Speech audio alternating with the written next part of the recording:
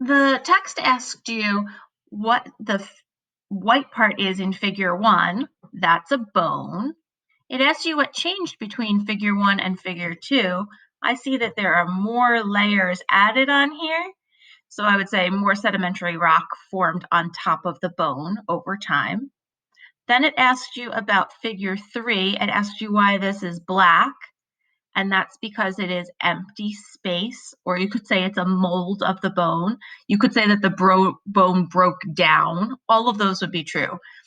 The black is empty space because the bone broke down.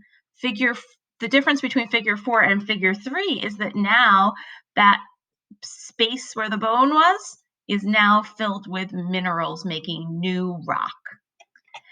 We're going to move on to thinking through some things that fossils can show us.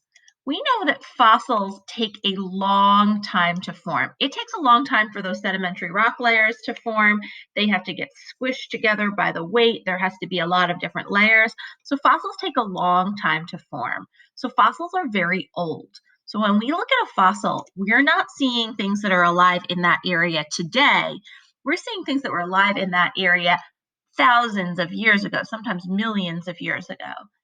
And so when we look at fossils, they can tell us something about that environment. The environment in the area might have been different. Like, let's look at this one. We're going to look at layer F. That's one of the more recent layers. I see in layer F that there are footprints. I see something that looks a little bit like a fern. I see a dragonfly. So I think, okay, footprints, that means there must be someone on land because someone is walking. And dragonflies can go in the air. And I see ferns, they also grow on land. So I'm going to say during the time period when layer F was formed, this area must have been a land area because I see things that have to do with land.